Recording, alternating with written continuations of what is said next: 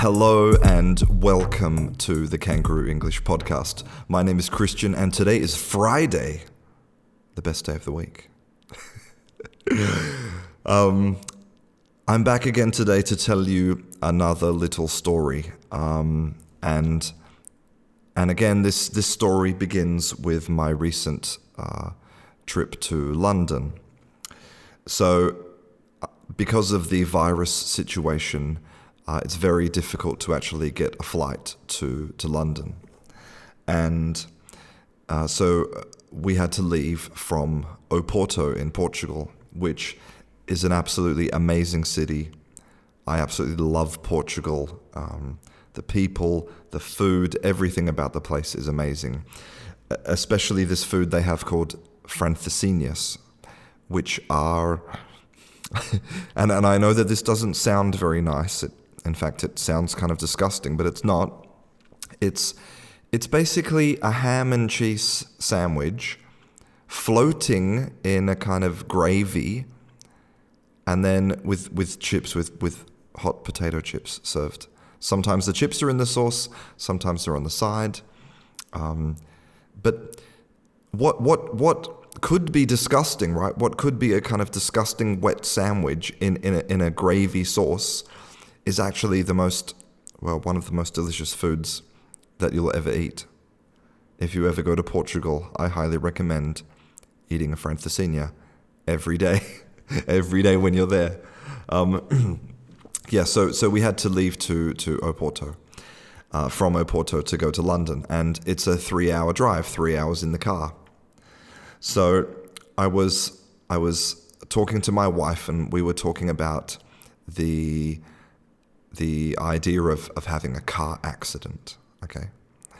And now my wife is a little bit clumsy and kind of forgetful.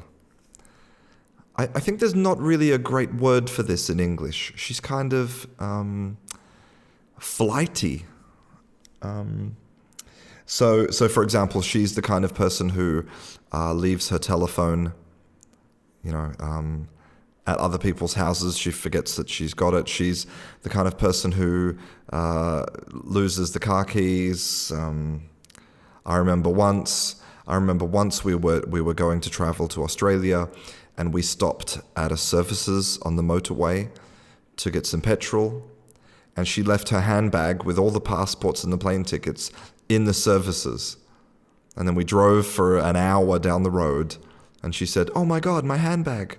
And then we had to turn around and drive an hour back to get the bag, and amazingly, it was still there. Anyway, my wife is this kind of person. And so it kind of wasn't surprising that she had, at one point in her life, had a car accident. But it wasn't her fault. Basically, she was going down a hill, and the handbrake failed. So she was out of control going down this hill, but she managed to turn into a car park and park the car in a spot perfectly. And she stopped the car by driving it into a building in the car park. So it was a very good effort on her part. But me personally, I've never had a car accident of any type. And when I said that to her, we both agreed that we need to knock on wood.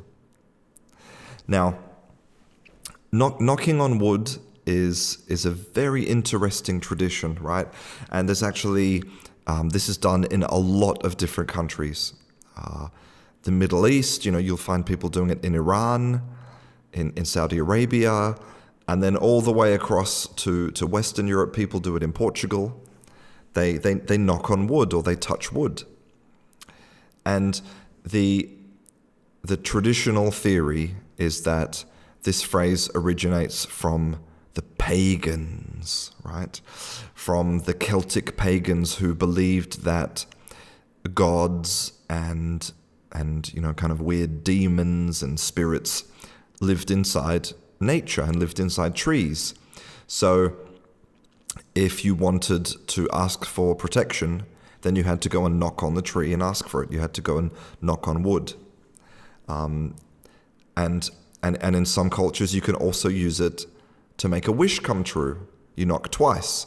Once to make the wish to kind of get the attention of these spirits living in the trees. And then the second time you knock to say thank you. But the truth is that the origin of knocking on wood is actually quite unknown. It's quite an unknown origin because, believe it or not, it's actually a very recent thing. The Oxford Dictionary can't find any usages before the 19th century. Well, before 1900, I should say. So that's actually, quite recent, well before the pagan traditions. So it might have come just from the game that you play as children, where you have to chase each other around, but if you're touching wood, you're safe. It could be where it came from. And these type of traditions are common all over the world, and they actually have a name. They're called apotropaic traditions, or apotropaic magic, which is when you try to make the reverse reality by performing some type of action or by saying some type of words. You'll also find in a lot of cultures that it's very common. There's a strong relationship with the power of salt. Now, salt, in today's world, you can go to the supermarket and you can buy a kilo of salt for, 50 cents. It's not a very valuable thing. But in the past, salt was extremely valuable. It was rare. It was a novel and exciting way to make kind of disgusting food taste really good. And in fact, that is where we get the word salary. When you get paid your salary, you're basically getting paid your salt. Now, that's not because people in the past actually, got paid in salt, but because salt was a very valuable thing. So getting your salt money or your salary was, like receiving something very valuable every month. Now, I want to get back to the story of touching on wood. So we started talking about touching on wood. And then when we arrived in London, we got into a taxi. And it was a private taxi. It wasn't a black cab. And the taxi driver was, for lack of a better word, the taxi driver was driving like a lunatic.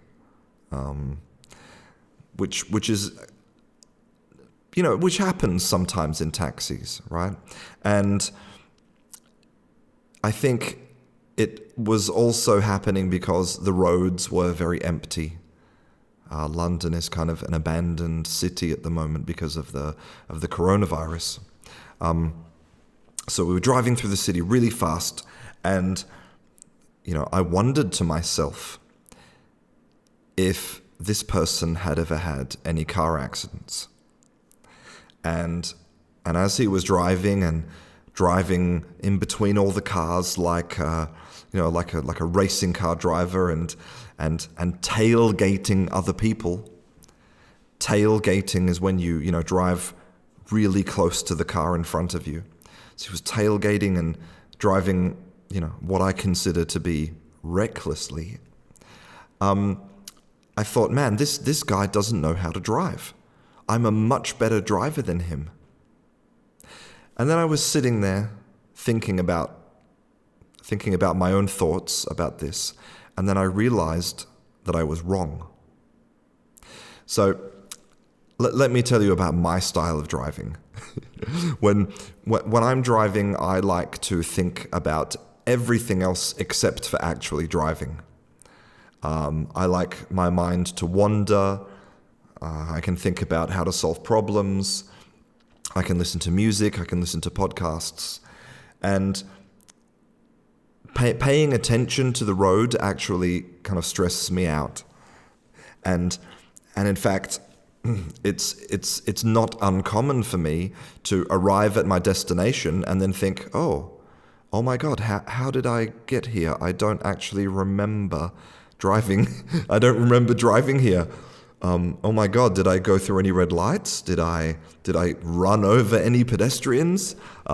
That's not that happens to me quite frequently because I like to zone out when I'm driving. So that also means that I drive really slowly and very carefully. I'm never in a rush. I stay 50 meters away from the car in front of me. I always drive at the speed limit. I don't care about being stuck in traffic because it gives me more time to think. So I drive in the complete opposite way to this taxi that I was in London. But then I realized that I am not actually the better driver. He is. Even though he's driving recklessly and maybe he's had 20 car accidents, maybe really bad ones, he's the better driver because he takes the risks. He knows the limits of his car. He has experience when things go wrong. I don't. If I was forced to drive fast, or if I was forced to drive in, let's say, traffic that was unpredictable, or if I was faced with a situation where I had to try and avoid a car accident, I have no experience in those things. So this taxi driver is a much, much, much, much better driver than me, even though he's not driving well. And that's when I realized that exactly the same thing applies to language. Now, I know that it's taken me 12 minutes to get to this moment, but here it is. Here's the connection, right? Because those students who stay safe, right? They stay safe in their workbooks and they stay safe behind their certificates and they even stay safe in their classroom with their teacher. They're not prepared for the real world, right? The real world is a dangerous place full of car accidents, full of unpredictable conversations with changes in topic and loud music in the background, and you have to navigate culture. And all of these things are all happening, which are absolutely nothing like the safe and slow and calm world of being in your bubble. Whether that's the bubble of hiding behind your app or hiding behind your activity sheet or wherever it is that you're hiding, you're not getting the experience that you need to be out there in the real world and face the danger of having an accident, right? Like saying the wrong word at the wrong time, or trying to shake someone's hand when you actually should just bow to them, or using a phrase that's highly offensive, or whatever it is that can cause these accidents. You need to have these accidents, and you need to know what it's like to be in those situations so that you can avoid them in the future. So it was a lesson for me in the back of that taxi to realize that I might think in my mind that I'm a good driver because I've never had an accident, but it's the opposite. That I would be a much better driver if I drove more dangerously and pushed myself to the limits and found out where it is that I can survive and where it is that I'm going to die.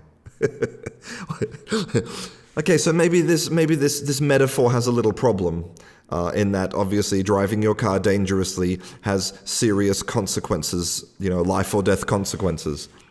Making a mistake with your language doesn't, but the metaphor still works. So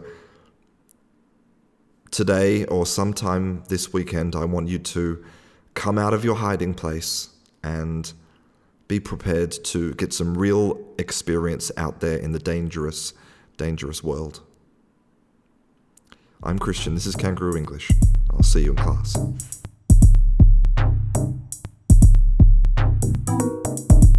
It's time to stop studying